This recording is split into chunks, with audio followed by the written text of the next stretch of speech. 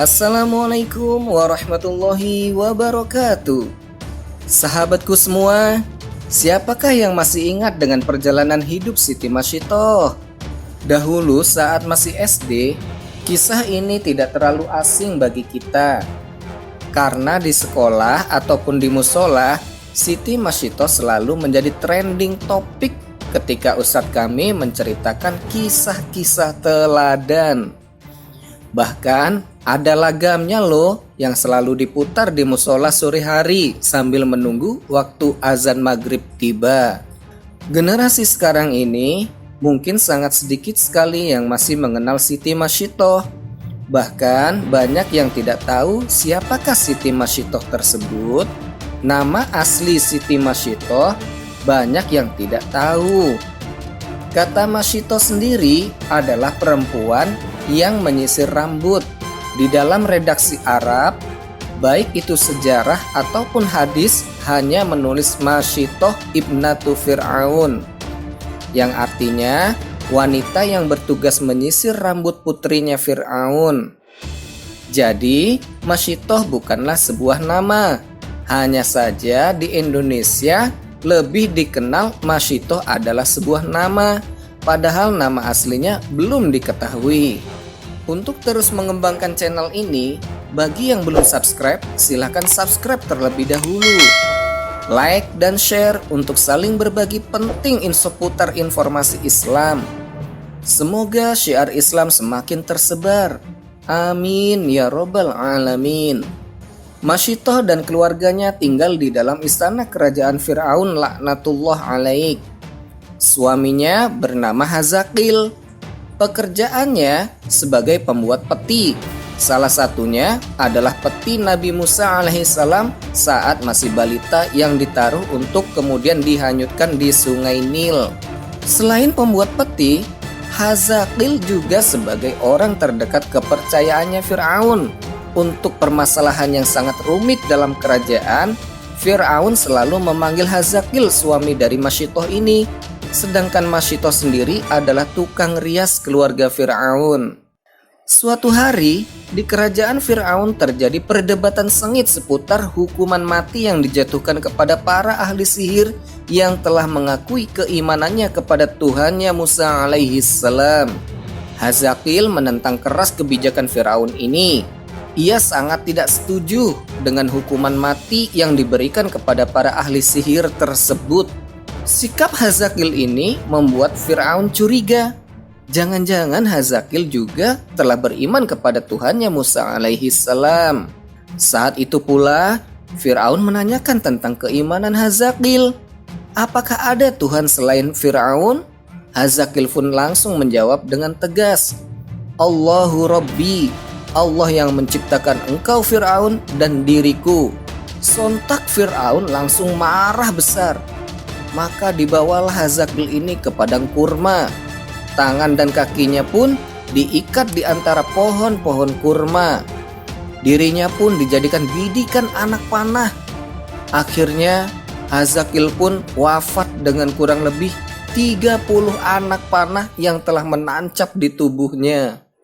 Melihat suaminya meninggal, Mashiitoh menjadi semakin yakin akan Allah dan kebenarannya. Duka nestapa yang ia terima hanyalah sementara saja. Dari hari ke hari semakin bertambah keimanan Mashiitoh, walau hanya dengan menyembunyikan keimanannya. Suatu hari, dikala Mashiitoh sedang menyisir putrinya Fir'aun, tiba-tiba sisir tersebut terjatuh. Dengan refleks Mashiitoh ini berucap, Bismillah. Perkataan ini didengar oleh putrinya Fir'aun, sehingga putri Fir'aun ini bertanya kepada Mashiitoh, adakah Tuhan selain ayahku? Dengan tegar Mashiitoh menjawab, hanya Allah Tuhanku dan Tuhan kita semua. Putri Fir'aun ini berjanji akan melaporkan perihal ini kepada ayahnya. Namun Mashiitoh tidak gentar sama sekali. Mendengar laporan dari putrinya, Fir'aun sangat marah sekali. Dipanggillah Mashiitoh untuk ditanyai tentang kebenaran berita keimanan tersebut. Sekali lagi Mashiitoh menjawab dengan tegar dan tanpa ragu sama sekali. Benar, aku telah beriman kepada Tuhannya Nabi Musa alaihissalam. Seketika Memerahlah raut wajah Fir'aun sebab kemarahannya. Dipanggillah para algojo istana untuk menyiapkan kuali yang sangat besar sekali yang terbuat dari tembaga berbentuk patung sapi. Kuali yang telah berisi minyak yang bergejolak sudah siap, tepat di hadapan mata Masyitoh. Kejadian ini disaksikan oleh seluruh warga masyarakat saat itu, tak terkecuali Asiyah istri Fir'aun. Sebelum dilemparkan ke dalam kuali, Fir'aun bertanya akan keimanan Masyitoh, mengajak Masyitoh untuk mengakui bahwa Fir'aun adalah Tuhan. Namun Masyitoh tetap teguh dengan pendiriannya. Melihat itu, Fir'aun memerintahkan algojonya untuk melemparkan anak pertama Masyitoh ke dalam kuali yang berisi minyak yang sudah mendidih tersebut. Namun sebelum tubuh anak Masyitoh menyentuh kuali, saat itulah Allah telah mencabut nyawanya agar tidak merasakan sakit sedikit pun. Lantas Fir'aun bertanya kembali perihal keimanan Masyitoh, namun tetap Masyitoh pada pendiriannya. Diambillah anak yang kedua, dilemparkannya ke dalam kuali yang besar.